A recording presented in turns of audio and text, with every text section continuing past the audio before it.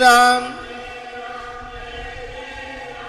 हाँ श्री राम जय जय राम श्री राम जय जय राम श्री राम जय जय राम श्री राम जय जय राम श्री राम श्री राम जय जय राम श्री राम जय श्री राम जय जय राम श्री राम। बोलो राम जी महाराज की जय। रमतीत राम गुरुदेव जी पुनित हों काल के संत जिनको राम चरण की वंदन बार अनंत। सुख के सागर राम हैं दुख के भंजनहार। राम चरण तजिए नहीं भजिए बारंबार।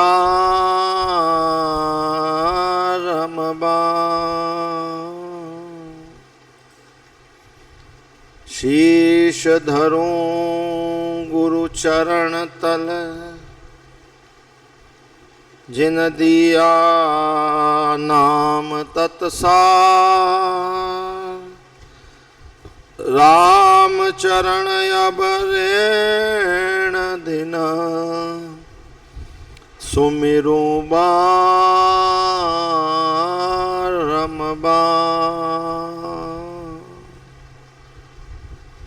राम गुरु उर में बसो संत सभय सिर मोड़। तिनको नित ही वंदना करी है राम किशोर।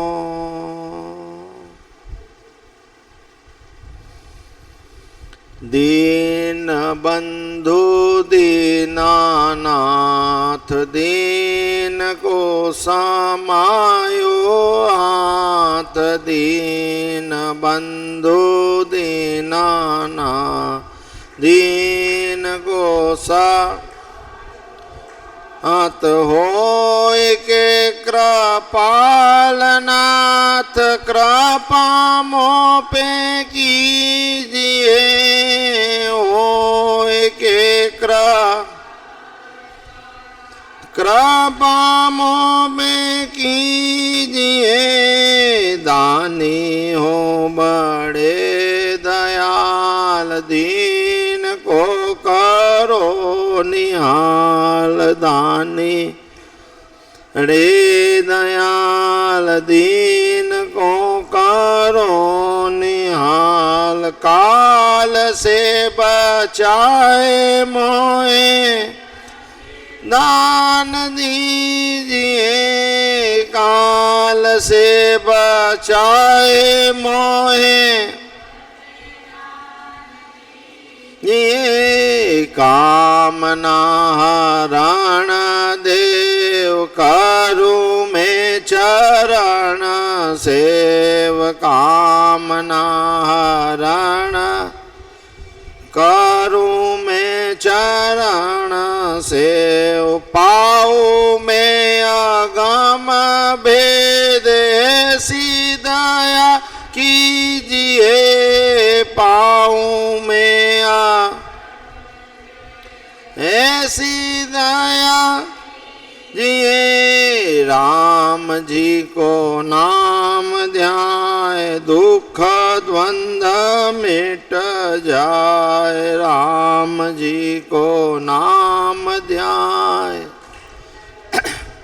मिट जाए राम ही चरण कहे राम रस पीजिए राम ही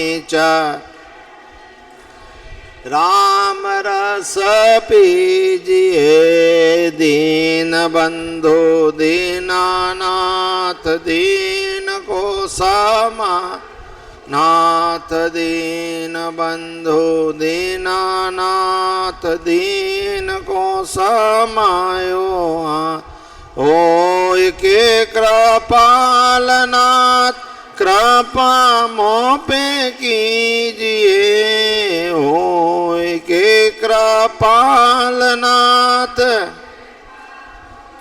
कीजिए दीन बंधु दीनानाथ दीन को समायो दीन बंधु दीनानाथ दीन को समायो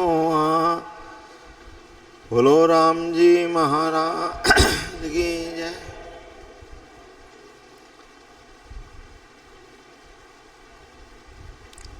अनंत श्री विभूषित प्रातः स्मरणीय जीव के आधार अखिल ब्रह्मांड नायक श्री राम जी महाराज के श्री चरणों में कोटि कोटि प्रणाम दंडवत करते हुए अंतर्राष्ट्रीय रामस्नेही संप्रदाय के जन्मदाता युग पुरुष महाप्रभु स्वामी जी श्री रामचरण जी महाराज के श्री चरणों में कोटि कोटि दंडवत करते हैं। वर्तमान आचार्य श्री वाणी मर्मज्ञ मानव सेवा के प्रणेता सहज सरलता की मूर्ति श्री सद्गुरुदेव के श्री चरणों में कोटि कोटि प्रणाम करते हुए जिज्ञासु भाइयों माताओं हृदय कमल में विराजमान राम जी महाराज को प्रणाम करते हैं।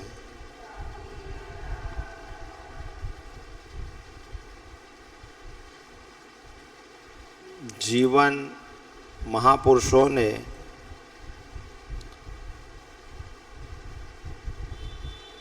मुक्त करने के लिए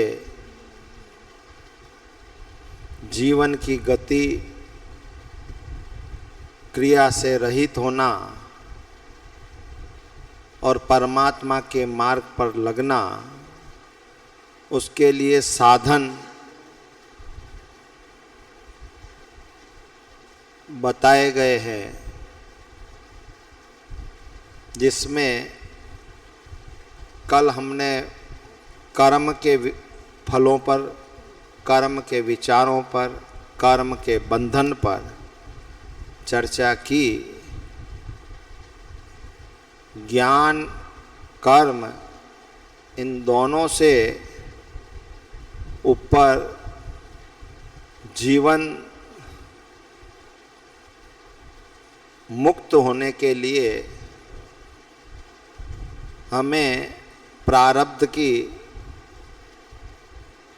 आधार से जीव को नाम में लगाना चाहिए। जीव जब तक साधन को नहीं पकड़ेगा, साधक नहीं बनेगा, तब तक नाम का आधार और नाम को प्रति उसकी प्रीति नहीं बन पाएगी।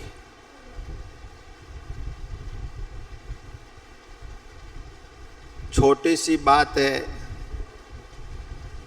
कि संसार के साधनों से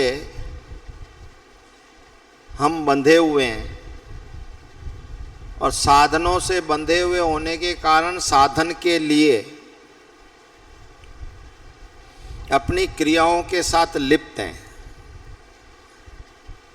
तो जिस प्रकार साधन के से बंधे हुए होने पर साधन की क्रियाओं से लिप्त हैं, वैसे ही दूसरा पक्ष कहता है कि हम संसार की जिस प्रकार साधन और क्रियाओं से बंधे हैं, वैसे साधक बन के परमात्मा की साधना से बंध जाएं। साधन और साधक, साधक के साथ भी साधन शब्द है, परंतु जीवन में साधक बनना, साधक किसको कहते हैं, साधक का मतलब क्या है कि जो संसार की क्रियाओं से रहित होकर परमात्मा की क्रियाओं में बढ़ जाए, भगवान के नाम के प्रति उसका अनुराग बन जाए, भगवान के प्रति उसकी सहज भावना बन जाए, तो वो साधक बनने लायक होता है। बाकी जीव संसार में रहता है, संसार की क्रियाओं से लिप्त रहता है, वो होता तो श्रेष्ठ ही है, ऐसा नहीं कह सकते हैं कि वो श्रेष्ठ नहीं है संसार में, क्योंकि सज्जन भी संसार में सज्जन भी होते हैं।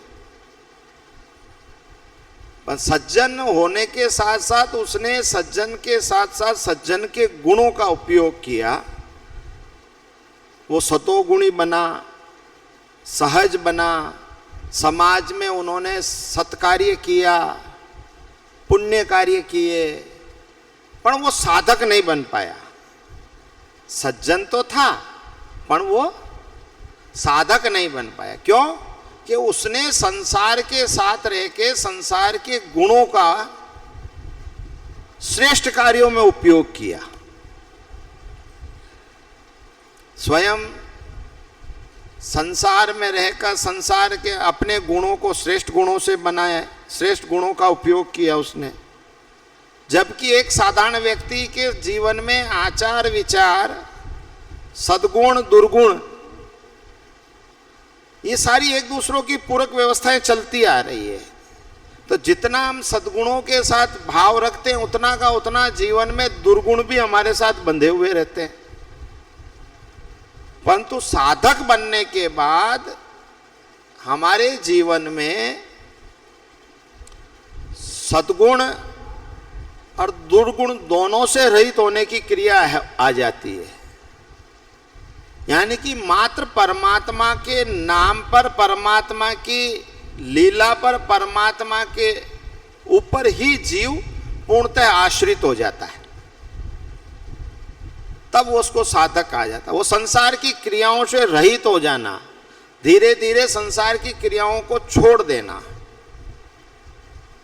तब साधक वो कहलाता है। अब साधक बनने के लिए पहली प्राथमिकता क्या हो गई कि हम संसार में सज्जन व्यक्ति तो हैं, सज्जनता का गुण भी हमारे पास है, परंतु गुण से आगे सज्जनता के गुण से जो सेवा की है, सज्जनता के गुण से आपने अपने जीवन में जो भी कार्य किया है, वहाँ कहीं ना कहीं जीवन में एक क्रिया को उत्पन्न करता है, जहाँ मान, प्रतिष्ठा, वैभव, कहीं ना कहीं एक बीज हमारे अंदर सज्जनता के आधार पर, सद्गुण के आधार पर, सेवा के आधार पर, इनकी द्वारा ये जीवन में ये उत्पन्न होना हो जाता है। और जब ये होगा तो फिर धीरे धीरे जीवन की क्रियाओं में गति संसार की क्रियाओं के साथ जुड़ती रहेगी। सेवा तो करेंगे, पर सेवा में क्या होगा? मान बढ़ाई प्रतिष्ठा आदि की कामना उत्पन्न होती रहेगी। अब जहां सेवा की है, जहां ये कामना अंदर से उत्पन्न हुई है, तो फिर उसका होना क्या है? वो भगवान की क्रिया से, परमात्मा के नाम से तो दूर हो गया, स्वयं की क्रियाओं में सम्मिलित हो गया, स्वयं की क्रियाओं में लिप्त हो चुका। जबकि साधक इन सारी क्रियाओं से रहित हो जाता है। ना उसे सद्गुण चाहिए, ना उसे मान बढ़ाई प्रतिष्ठा चाहिए, ना उसको कोई क्रिया चाहिए। क्योंकि ये सारी क्रियाएं होंगी तो कहीं ना कहीं जीवन में कोई परिवर्तन, कोई ना कोई चीज के साथ हम बंधे हुए रहेंगे और मनुष्य इस जीवन को संसार के साथ बांध के रखेंगे। परंतु जब साधक बन गए तो इन सारी चीजों से अलग हो गए, तो फिर बचा क्या? खाली परमात्मा का नाम, परमात्मा का भजन, परमात्मा का सुमिरन। क्योंकि जीवन में साधन से हटकर साधक हो गए। तो महापुरुषों ने कहा है कि इन क्रियाओं से, कर्म की क्रियाओं से, ज्ञान की क्रियाओं से कहीं ना कहीं संसार की क्रियाओं के साथ लिप्त रहते हैं, पर साधक की क्रिया ऐसी है कि जो मात्र एक ही परमात्मा के साथ संबंध को बांध के रखती है। उसे जीवन में और कोई क्रिया अच्छी लगती ही नहीं है। फिर खाली परमात्मा का नाम, परमात्मा की सेवा, परमात्मा का रूप, परमात्मा का दर्शन, परमात्मा की भाव, ये गुण उसको अच्छे लगेंगे बस। क्योंकि वो साधक हो चुका, उसने मन के अंदर दृढ़ता से साधना का, साधक व्यवस्था को धारण कर लिया। पर जहां साधन व्यवस्था का मतलब बना रहता है भाव, तब तक मन में सदोगुण के साथ, सत विचारों के साथ हमारे जीवन में परमार्थ की क्रियाएं और परमार्थ के साथ हमारे मन में इन प्रकार की लुलुपता बनी रहती है। और जहाँ लुलुपता बनी रहेगी वहाँ कहीं ना कहीं हमारे जीवन में परमात्मा की क्रियाओं से दूर होना हो जाता है, साधन से दूर हो जाते हैं। तो साधन भजन का भी साधन है, साधन तो वो भी है, पर वो साधन से साधक तक पहुंच जाना, साधन से साधक तक पहुंच जाना। क्योंकि साधन स्थिर नहीं है, आज है कल नहीं है साधन। देख लो आपके जीवन में, खुद के में, जो चीजें आज अपने पास हैं वो कल नहीं थी, और आज है वो कल क्या पता रहे या ना रहे, चली जाए, क्योंकि वो अस्थिर है। साधन है पर अस्थिर है। पर साधक है तो साधक के पास स्थिर रहेगी क्या? नाम, परमात्मा का सुमिरन, वो स्थिर है, वो कहाँ जाएगा। हम छोटे थे तब भी राम राम वो का सुमिरन कर होता था, राम राम हमारे को सुनाई देता था। आज हम 55 के हो गए, 50 60 के हो गए, तो भी वही राम राम सुन रहे हैं। उसमें क्या बदला? क्योंकि साधक बनना है तो स्थिरता है, और साधन अस्थिर है। ये समझने की बात इतनी सी है। महापुरुषों ने सेवा सुमिरन इसलिए कहा कि सेवा करते करते जीवन के अंदर भावों में अरुचि आने लगती है। देख लो आप अपने आप में, जिन जिन कार्यों को आप वर्षों से करते आ रहे हो, आज उम्र होने के बाद उन कार्यों से अपना मन ऊबता है कि नहीं ऊबता है? संसार में है, धीरे धीरे मन लगता है ना कि कहाँ ये झंझट पाल ली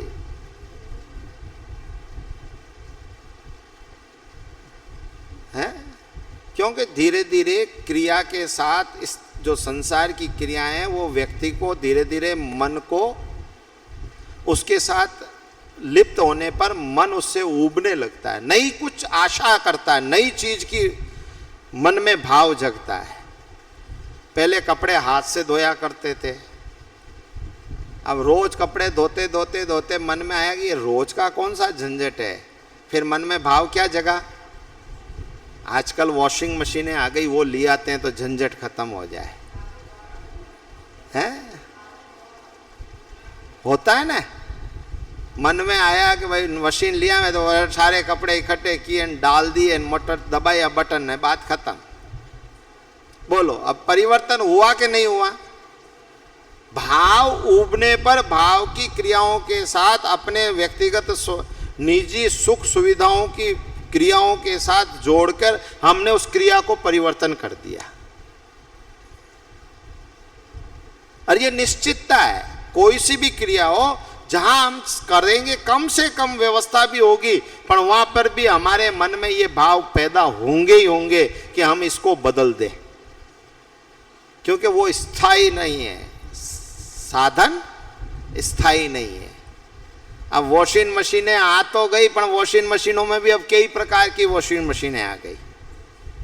ऑटोमेटिक वॉशिंग मशीन आ गई कि कपड़ा धुल भी जाए, न निचो भी दे, न सूखा भी दे, न है प्रेस भी हो जाए, न और तैयार होके बाहर आ जाए। खाली एक मशीन नहीं आई कि पहना भी दे, ये नहीं आई, पर उसके लिए भी हमारे दिल और दिमाग में तैयारी है। आज के परिप्रेक्ष्य में व्यक्ति के, आज के आधुनिक व्यक्ति के दिल और दिमाग में ये बात भी आई चुकी है, क्या क्यों ना इतना हुआ तो इतना और हो जाए। है? पहले ये सब माता बहनें लकड़ी कंडा छाना थाप के तैयारी करती थी, अब घर में गैस आ गए, अब क्या ये चूल्हा जला तो हमारी आंखें नहीं फूटनी हमारे को। उससे आगे बढ़ गए और अब इलेक्ट्रिक चूल्हे आ गए, इलेक्ट्रिक में ऑटोमेटिक रोटी बनने लग गई। लो साहब लोया रखो न दबाओ, रोटी तैयार, सीख सिखा के ही तैयार होके आ जाए। बोलो आप, हैं? यानी कि क्रिया परिवर्तनशील है कि नहीं है? बताओ आप। पहले कोई जमाने में हम हाथ से ठीपते थे, फिर चकला बेलन आए, अब चकला बेलन के आगे फिर मशीन आ गई है। यानी कि हम हमारी स्वयं की क्रियाओं से रहित होने के लिए हम क्रियाओं को परिवर्तन करते जा रहे हैं, परंतु परमात्मा के नाम के लिए कोई भी क्रिया ऐसी बनी नहीं अभी तक कि जो कि उसके आधार से हम लोग मुक्त हो जाएं।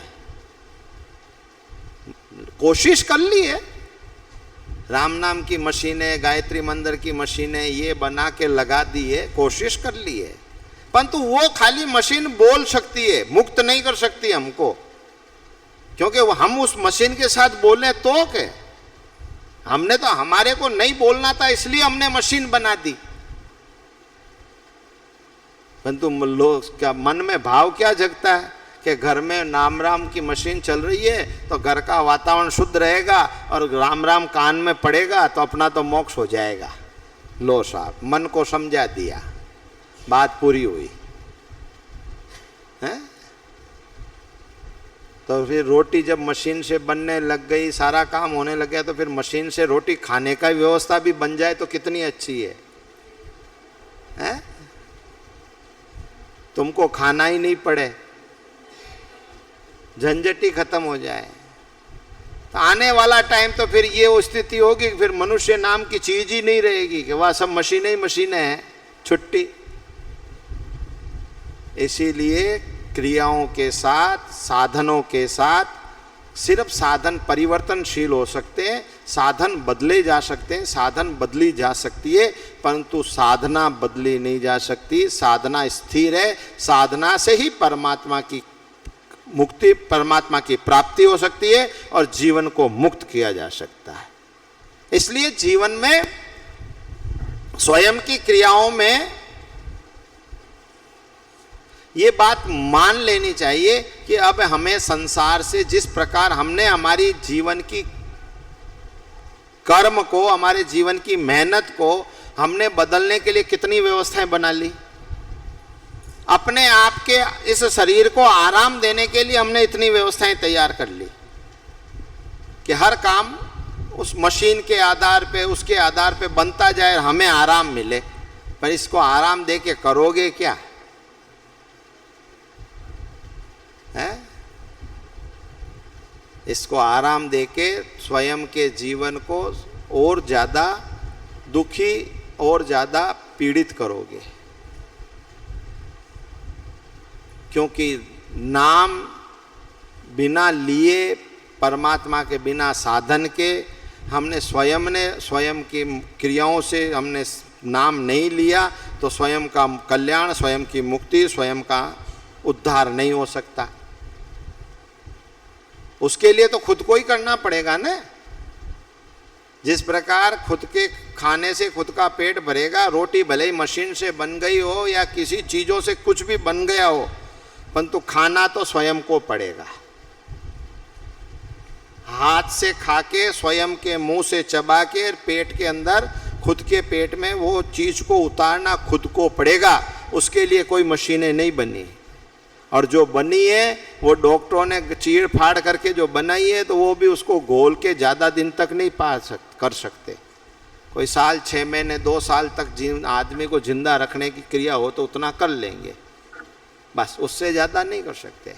परंतु परमात्मा ने हमारे इस शरीर को इतनी लंबी आयु दी है, सारी क्रियाएं दी हैं, तो उसके साथ साथ साधक बनने की, साधक बनना चाहिए। मन में भाव पैदा होना चाहिए कि हमें साधक बनना है और साधक बन के परमात्मा का नाम हमें लेना है।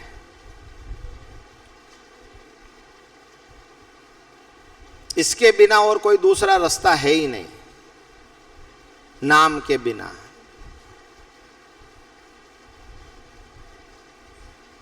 सीधी सी बात है कि नाम का आधार के बिना जीवन में कोई भी ऐसी व्यवस्था हो नहीं सकती कि जिससे हमारा जीवन का कल्याण हो जाए।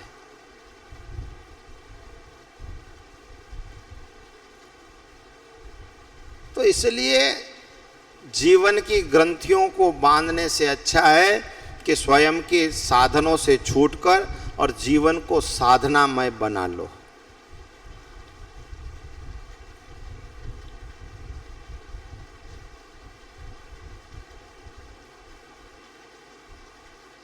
उसके बिना और कोई अपना जीवन में कोई आधार बन नहीं पाए। क्योंकि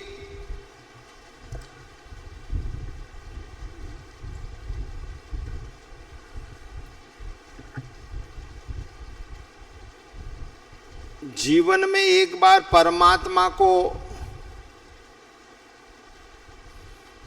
जीवन की क्रिया को,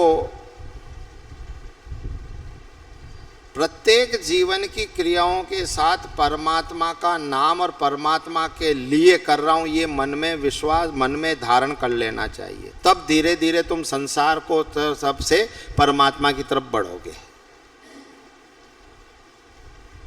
देखो ये हमारा शरीर है ना, ये शरीर, और इस शरीर के साथ अपन पहले भी बात कर चुके हैं। शरीर के साथ तीनों गुण विद्यमान है, रजोगुण, तमोगुण, सतोगुण। तीनों गुण हमारे साथ विद्यमान है, और तीनों गुणों से हमारी प्रकृति चलती है, हमारी व्यवस्था चल रही है प्रतिदिन, प्रति क्षण। अब कब तमोगुण आ जाए कोई पता नहीं, कब रजोगुण आ जाए कोई पता नहीं, कब सतोगुण आ जाए कोई पता नहीं, पर आता है। अब इन सतोगुण, रजोगुण, तमोगुण के साथ हमारे जब हम साधक बनते हैं, साधक बनने की हमारे अंदर भाव रहता है, तो हम इन गुणों को उपयोगिता क्या करेंगे? जब तमोगुण आता है तो तमोगुण का मतलब है कि शरीर में क्रोध आना,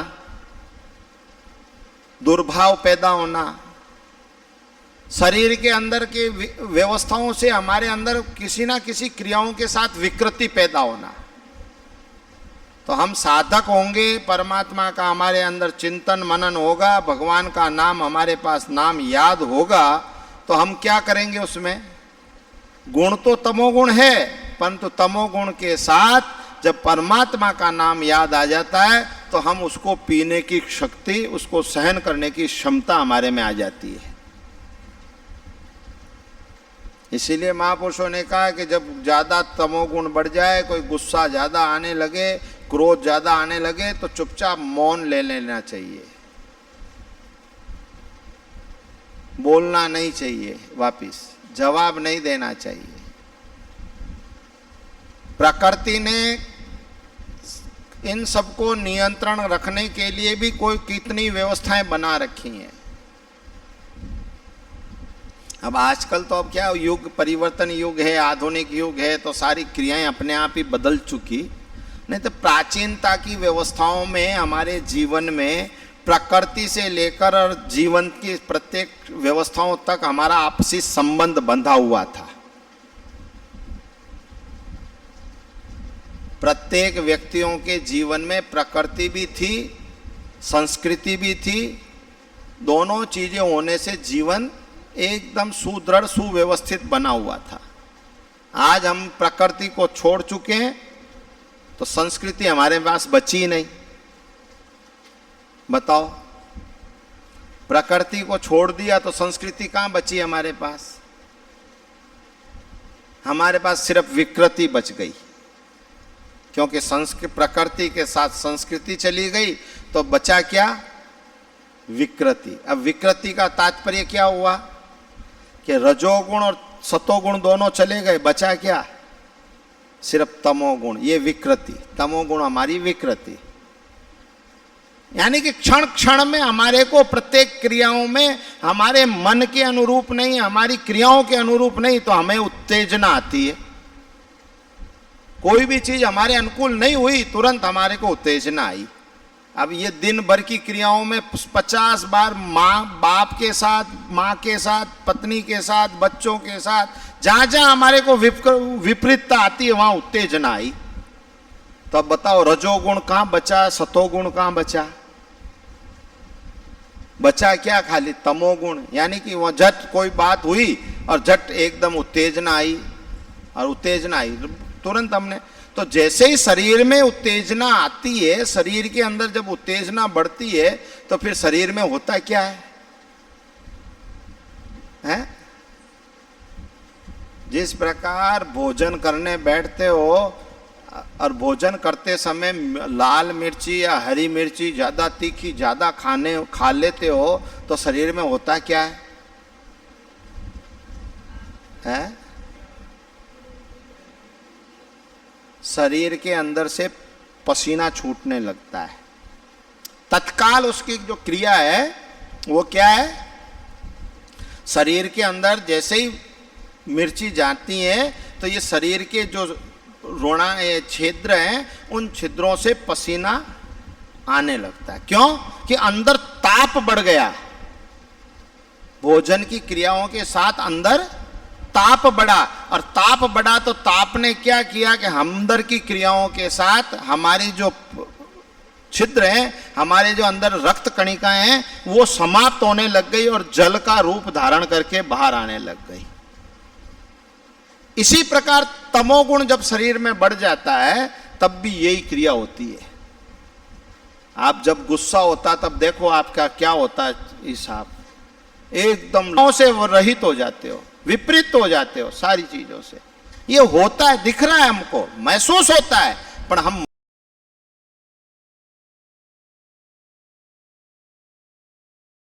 मानते नहीं, समझ में नहीं आता। क्यों नहीं? क्योंकि हमारे को इसकी ज्ञान नहीं है, इसकी अनुभूति नहीं है कि ये चीज हमारे लिए नुकसानदायक हो रही है, ये चीज हमारे लिए घातक है। तुम जितना दिन भर में भोजन करते हो, जितना दिन भर के अंदर तुमने जो क्रिया की है, उस क्रिया से तुम्हारे इस शरीर के अंदर जो चीज बनना नहीं बनती है, उस चीज कितनी बनती है। दिन भर भोजन करने के बाद थोड़ा सा जीवन में रक्त बनता है, थोड़ा सा लज्जा बनती है, थोड़ी सी इसमें विटामिन, ये कैल्शियम जाने पर हड्डी के ऊपर आवरण चढ़ता है, थोड़ा थोड़ा। इसीलिए साधना करने वालों के लिए इन सारी चीजों की नियंत्रणता बहुत जरूरी हो जाती है कि साधक शांत दांत एकांत हो जाता है और प्रकृति के साथ जुड़कर साधना करता है वो। इसलिए उसमें संस्कृति यानी कि रजोगुण और तमोगुण सतोगुण और रजोगुण दोनों गुण उस साधक के अंदर प्रवेश हो जाते हैं। और जैसे ही जैसे रजोगुण बढ़ता है, रजोगुण के बाद जैसे साधक और आगे बढ़ता है तब साधक सतोगुण के अंदर प्रवेश हो जाता है, यानी कि शांत दांत स्थिर हो जाता है। जब स्थिर होता है तो शरीर की कोशिकाएं, शरीर की आंतरिक क्रियाएं वो अपने आप शांत होकर और अपने जीवन की क्रियाओं को श्रेष्ठता से बनाकर और शरीर को स्थिर कर देता है। आज शरीर में इतने विकार, इतनी विकृतियां शरीर के अंदर, इतने मात्र धर्म का आधार देकर आप लोगों को ये नाम का उपदेश, नाम की महिमा और बैठा कर साधक बनने की जो शरीर की क्रिया, शरीर स्वस्थ रहना, इन सारी वस्तुओं से जीवन श्रेष्ठ बना रहेगा। कथाएं सुनना बहुत अच्छी बात है, कोई बुरी बात नहीं है, परंतु स्वयं को उसके लिए तैयार करना ये बहुत आवश्यक है। जिस प्रकार बच्चे को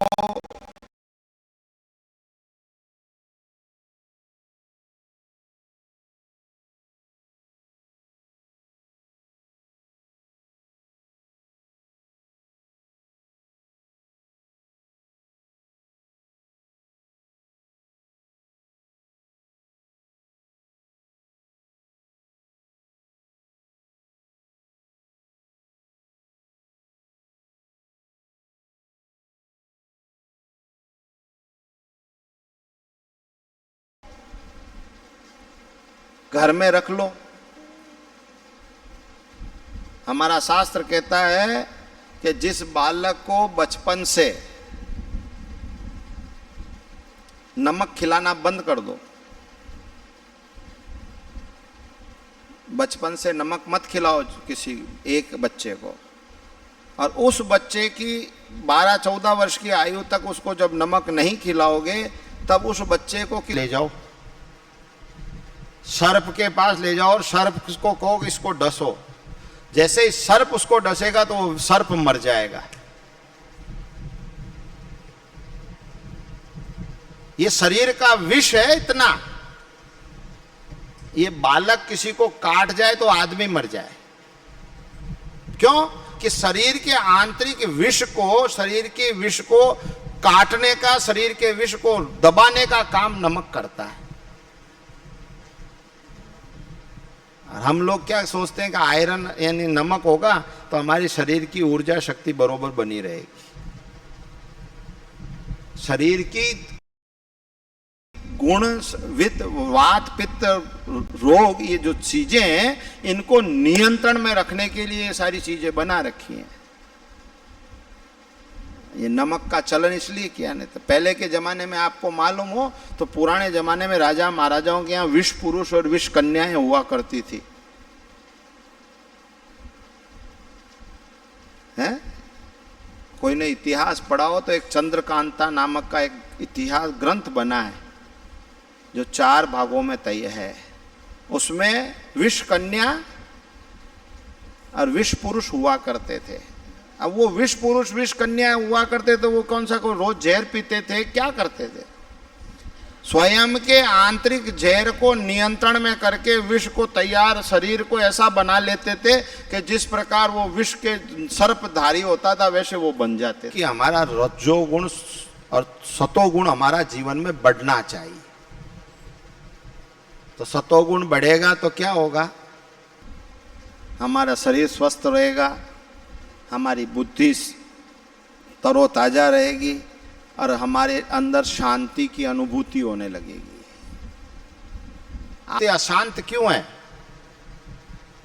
अशांत व्यक्ति यहाँ आता है हमारे पास तो आके क्या कहता है, बाप जी आपके पास आए कुछ ना कुछ शांति मिल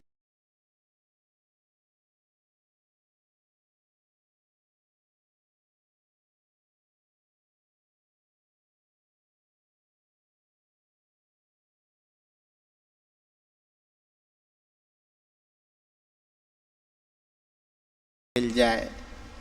अरे भाई ऐसे कैसे मिल जाए कि तू अशांति के तो काम करके आया ना, अब हमारे पास शांति मिल जाए, ये कहाँ से मिले? ये बताओ। घर में लड़ के आया है, झगड़ के आया है बच्चों से, बहू से या किसी से भी, अरे यहाँ आके तू आशा करता कि अब शांति मिल जाए, तो कहाँ से मिले?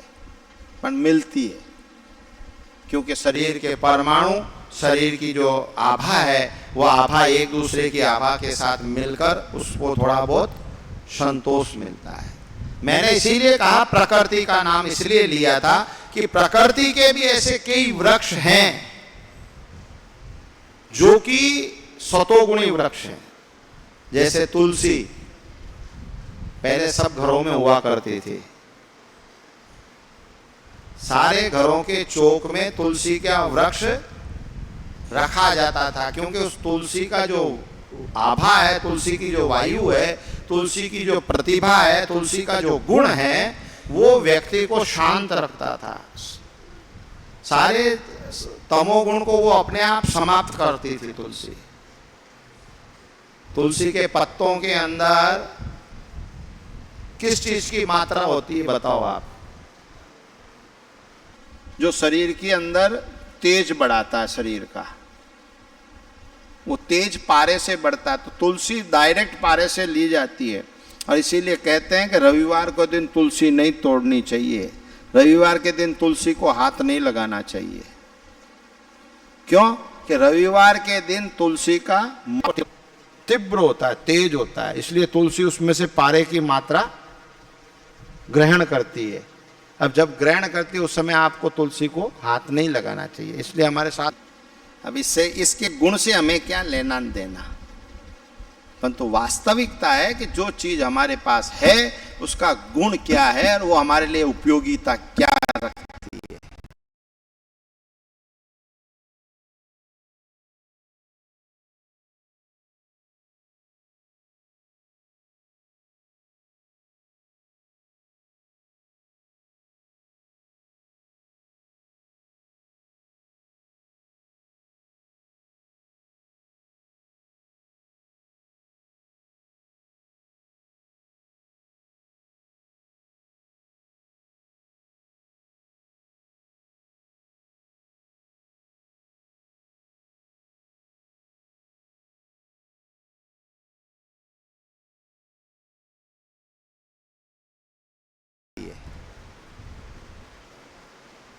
हर चीज का एक सिद्धांत, एक नियम है, उसकी एक क्रिया है। वो क्रिया हमारे जीवन में किस काम की है? बहुत ज्यादा शरीर में तेज बढ़ जाए ना, तमोगुण बढ़ जाए, तो कभी प्रयोग करके देख लेना, तुलसी के पास जाके खड़े हो जाए, वो भी सतोगुणी वृक्ष माना गया है। तो ऐसे ये प्रकृति की क्रियाएं हैं, और उसी से हमारी संस्कृति यानी कि हमारे पुराने आचार, हमारी जो पुरानी व्यवस्थाएं थी, घर की मर्यादा, आप और बेटे आमने सामने बैठते तब थे कि कोई मर्यादा के नाम से रख दिया था कि भाई पिता के सामने पुत्र को नहीं, तो परिवार के अंदर किसी प्रकार का विकृतियां आएगी नहीं, तमोगुण बढ़ेगा नहीं, और परिवार सुख समृद्धि से रहेगा।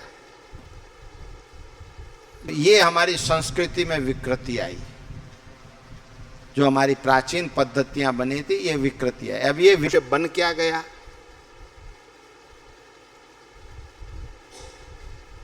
अब सीधी सी बात है, सारी चीजें तो हो गई, पर अब हो क्या गया कि अब हम कहीं के नहीं रहे, किसी चीज के लायक नहीं रहे। अब जब नहीं रहे तो फिर सीधी सी बात है कि अब बचा किए कि महापुरुषों ने भी एक बात कही, हो जाने के बाद भी अधम से अधम जीव, अधम से अधम प्राणी मेरे नाम का आधार ले लेगा, तो धीरे धीरे धीरे उसकी प्रकृति सुधर के और वो आत्म कल्याण के मार्ग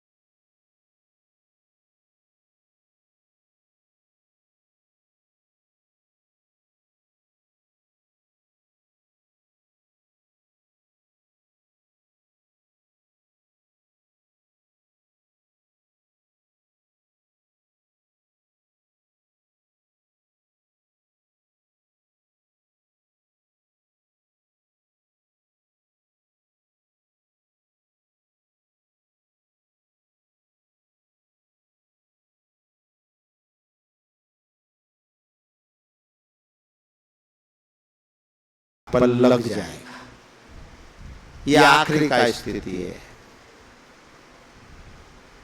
अधम से अधम। देख लो वाल्मीकि को, हैं? बालिया नामक एक डाकू था, भील था नाम का डाकू था। संपत्ति ले लेना और अंगलियां काट देना, बस, और कुछ नहीं। और जब ये चलता रहा तो अतिशय पाप का घड़ा भरता गया, नारद जी भटका गए, यानी कि कहीं ना कहीं योग्य सदगुरु मिल गए, और मिल गए तो नारद जी को जा पकड़ा। नारद जी ने कहा, भाई हम तो साधु हैं, हमारे पास क्या है, ये वीणा के अलावा कुछ भी नहीं है मेरे पास। फिर भी नारद जी ने उसको बिठाया, प्रेम से बातचीत की, यानी कि एक सतोगुणी संत के परमाणु ने उस व्यक्ति को इतना सा विवश कर दिया कि बैठकर वो उससे बात तो करी, नहीं तो वो तो कभी किसी से बात करता ही नहीं था। वो तो पकड़ा, लूटा, मारा, छुट्टी, न किसी की सुनना न किसी की बोलना, खाली पकड़ा, लूटा, मारा, छुट्टी। पर नारद जी के जाने से उनके जीवन में ये उनके परमाणु, नारद जी की जो आभा, नारद जी जो सतोगुणी उनके साधना का जो प्रभाव था, उससे उसके जीवन में इतना सा जो सतोगुणी उनके साधना का जो प्रभाव था, उससे उसके जीवन में इतना सा प्रभाव पड़ा कि नारद जी ने कहा कि तू ये सब कर किसके लिए रहा है? तो महाराज मेरा धर्म है, मेरे परिवार को पालना पड़ता है, मेरे पत्नी बच्चे, मेरे माँ बाप सबकी सेवा करनी पड़ती है, उनके लिए कर रहा हूं। तो कि जो तू कर रहा है उसका भोग कौन भोगेगा? तू भोगेगा या वो? महाराज जो कर रहा हूं, जिससे जो अर्थ पैदा हो रहा है, उस अर्थ को सब उपयोग में ले रहे, तो भोग भी सभी भोगेंगे। नारद जी का ये बात तू पूछ ले उनसे, वो तैयार है क्या? तो यहाँ से मेरे को पागल बना के नहीं हो। माता जी ने मना कर दिया कि नहीं, तेरे कर्म के भागीदार नहीं है, तेरे क्रिया के भागीदार हैं खाली हम। तू जो लेके आ रहा है ना, वो तो तेरा धर्म है, तू हमको खिलाना तेरा काम है, हम वो खाते हैं, बस तेरी कर्म के भागीदार नहीं है। पिता से पूछा, पिता ने मना कर दिया।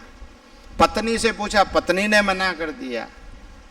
बच्चों से पूछा, बच्चों ने मना कर दिया। तो सबने ही मना कर दिया, तो सबने को उन्होंने कहा, जब फिर तो मतलब क्या निकला? पाप का भागीदार मैं, कर्म मैं बांधूं, और इस कर्म से जो मिल रहा है उसका आनंद तुम लोग लो। ये क्या तरीका हुआ? तुमको भागीदार बनना पड़ेगा। सबने मिलकर एक साथ मना कर दिया, ने मना कर दिया, तो सबने ही मना कर दिया, तो सबने को उन्होंने कहा, जब फिर तो मतलब क्या निकला? पाप का भागीदार मैं, कर्म मैं बांधूं, और इस कर्म से जो मिल रहा है उसका आनंद तुम लोग लो। ये क्या तरीका हुआ? तुमको भागीदार बनना पड़ेगा। सब ने मिलकर एक साथ मना कर दिया कि तेरी मर्जी जो कर, हमें उससे कोई लेना देना नहीं है, हम तेरे कर्म के भागीदार नहीं है। तो फिर वह नारद जी गए, वापिस नारद जी के पास आके कहा, भाई महाराज मना कर दिया सबने, तो फिर तू कर किसके लिए रहा है? बस इतना सा संत का उपदेश मिला, जीवन में वाक्य लगा, लगते ही वहीं से जीवन परिवर्तन हो गया। वहीं से उसने क्रिया को छोड़कर साधन को पकड़ लिया। अब साधन जब पकड़ा तो नारद जी ने कह दिया कि भाई अब छोड़, इस बात को छोड़, अब तू है जो राम राम किया कर। तो क्या करना है? राम राम करा कर। फिर पूछा क्या करना है? कि राम राम करा कर। तो नारद जी महाराज हाथ जोड़ के निवेदन है कि मैंने जीवन में कभी राम राम बोला नहीं, मेरे को तो सिर्फ मरा मरा याद है। मैंने क्योंकि मारा ही मारा है सबको, इसलिए मुझे मरा मरा याद है। राम इन्होंने नारद जी ने कहा, ये भी अच्छी बात है, तू मरा मरा ही जप। तो जब मरा मरा शब्द जपने लगा तो वाल्मीकि भय ब्रह्म समाना, उलट नाम जपत जग। मैं रा, फिर रा के आगे फिर मैं आ गया। राम हो गया कि नहीं? तो 2.5 अक्षर में राम बन गया। इधर तो 2 अक्षर में ही बनता था, पर ये 2.5 में बना जाके। तो 2.5 अक्षर में जैसे राम बना तो बनता चला, फिर मरा मरा मरा राम मरा मरा राम राम राम राम आगे निकल पड़ा, आगे निकल पड़ा। तो वो राम राम जपते जपते वाल्मीकि ने अपने सारे जीवन के कर्मों को समाप्त कर दिया, जीवन के सारी क्रियाओं को ताप समाप्त कर दिया। क्योंकि भजन शब्द, ये नाम जीवन के ताप को जलाकर भस्म कर देता है और क्रियाओं को सबको भस्म करके निष्काम आत्मा को शुद्ध पवित्र आत्मा बनाकर और परमात्मा के सन्मुख ले जाता है। ये नाम का प्रभाव है। और इस नाम के कारण से जब साधना में लग गए वाल्मीकि, तो भजन करते करते करते करते उस ब्रह्म ऋषि की यानी ब्रह्म पद पर पहुंच गए। तब वो ब्रह्म वाल्मीकि भय ब्रह्म समाना।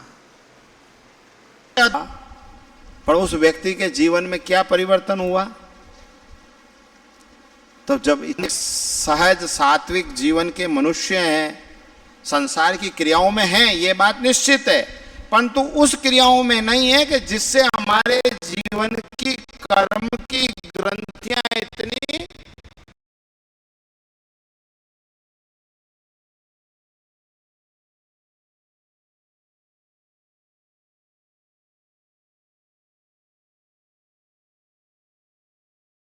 इतनी जटिलता से बंधी हुई हो, ऐसे जीवन की ग्रंथियों में हम नहीं है। तो जब इतना अधम जीव परमात्मा के नाम से पाकर और मुक्त हो सकता है, तो हम क्यों नहीं हो सकते? परंतु उस जीव ने उस सद्गुरु की बात को मान के और परमात्मा के नाम को धारण कर लिया था। परंतु हम लोग भले अधम नहीं है, सहज है, सरल हैं, परंतु फिर भी हमारे अंदर नाम की महिमा, नाम की क्रिया को हमने धारण नहीं कर रखा, इसलिए हमारे जीवन में कोई अनुभूति होना संभव नहीं है। इसीलिए हम साधक बनना चाहते नहीं है। बस मात्र एक मन में विचार कर लो कि हम साधक बन जाएं। एक शब्द को भी विचार करके अपने आप में उतार लोगे ना, तो भी अपने आप क्रिया बदलती जाएगी। साधक बनने का भाव भी मन में पैदा हो जाएगा। साधक बनने की अंदर स्वभाव है। साधक, साधन में तो हम हैं ही, पर साधन से छूटकर और साधक बन जाए। जैसे ही साधक शब्द को हमने दृढ़ता से अंदर धारण कर लिया, तो साधन शब्द, साधक शब्द के गुण, साधक शब्द की महिमा अपने आप हमको हर क्रियाओं से मुक्त के गुण, साधक शब्द की महिमा अपने आप हमको हर क्रियाओं से मुक्त करेगी और उस क्रियाओं से जोड़ देगी जो हमारे को परमात्मा के तक ले जाए। है? जो साधक होता है वो क्या होता है? किसी को भी अपने यहाँ जो बड़ा अच्छा भजनानंदी शरीर है उसको साधक कहते हैं। अब उसको देखते ही क्या कहते हैं? बहुत अच्छा साधक है भाई। साधक है का मतलब कि ये परमात्मा का नाम लेता है, परमात्मा की अर्चना करता है, परमात्मा की पूजा करता है, परमात्मा को सदैव याद रखता है, इसलिए उसको एक पद दे, एक उपाधि दे दी गई, साधक। हमको तो कोई नहीं कहता साधक। कहता है क्या कोई हमको कि हम साधक हैं? क्योंकि हमने अपने आप में इस चीज को धारण करने की चेष्टा रखी ही नहीं, सोचा ही नहीं, अपने आप में विचार किया ही नहीं कि हम भी साधक बने।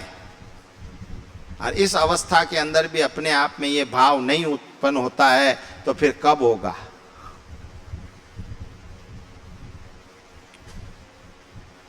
स्वामी जी महाराज ने कहा,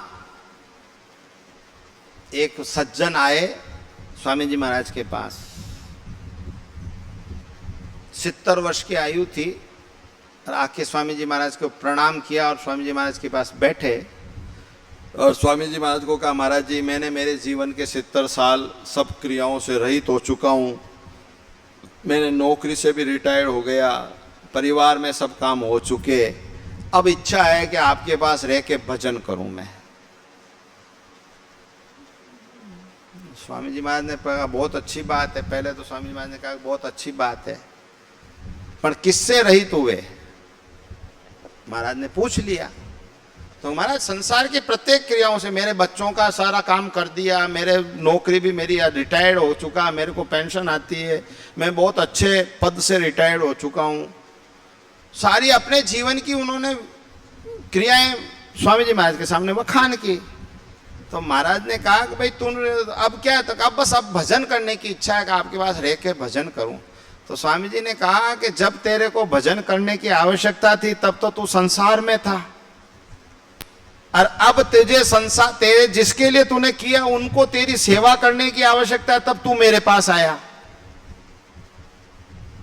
तो क्या भजन होगा बता तू मेरे को। तो कि नहीं नहीं भजन करूंगा स्वामी जी। तो ठीक है चलो रहो करो भजन। 4 दिन 5 दिन हुए, और जो नृत्य आश्रम का जो नियम था, रोज सुबह 5-4 बजे उठना, 5 बजे स्वाध्याय में आना, फिर 10 बजे प्रवचन में आना, फिर दोपहर के 2 बजे सत्संग में आना, फिर रात्रिकालीन सत्संग 10 बजे चालू होता था, 8 बजे उसमें आना, फिर बीच में नाम जप कीर्तन होता था उसमें आना। जब सारी क्रियाओं में उस व्यक्ति को रखा तो 5 दिन 7 दिन तो उसने बहुत हिम्मत रख ली। फिर कहा जाके स्वामी जी इतना सब कुछ तो होना संभव नहीं है। क्यों भाई? कि आदत में नहीं है स्वामी जी कि सुबह 4 बजे उठने की। हम तो घर में रहते थे तो आज 7 बजे उठते थे, अब 4 बजे उठना पड़ता है, तो ये तो थोड़ा सा शरीर के साथ बनता नहीं है। अच्छा चलो ठीक है। और फिर अब आते हैं बैठते हैं तो सत्संग में बैठते हैं तो मन नहीं लगता, मन में तो भाव चलते रहते हैं, वहाँ ये हुआ वहाँ वो हुआ ये हुआ। तो स्वामी जी ने कहा इसीलिए मैंने तुझे कहा था कि तूने तेरे जीवन के 70 साल तूने समाज संसार में लगाए, अब तू तेरे जीवन की क्रिया को बदलना चाहता है तो इतना सहज थोड़ी ना है कि जितने 70 साल की क्रियाओं से बंधी हुई ग्रंथियों को, यही हमारे साथ जीवन के साथ बना हुआ है कि हम लोग परमात्मा के लिए समय में भी हमें संसार की क्रियाओं के साथ संबंध बांधना, संबंध को नहीं रहता है। रोज गला फाड़ फाड़ के कहते हैं राम राम किया करो, सुबह जल्दी उठा करो, परमात्मा का नाम लिया करो। मेरी दृष्टि में तो सिर्फ 4 जने हैं बस। बाकी तो मैं नहीं मान सकता। कोई भी कह दे हम घर में उठ के करते हैं तो मेरे को तो नहीं लगता कि करते हैं वो।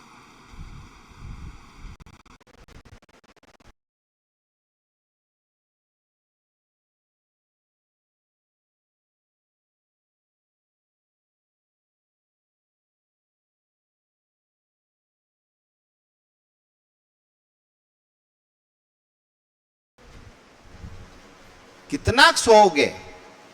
जीवन के 70 साल की उम्र में से 35 साल सोने में घुमा दिए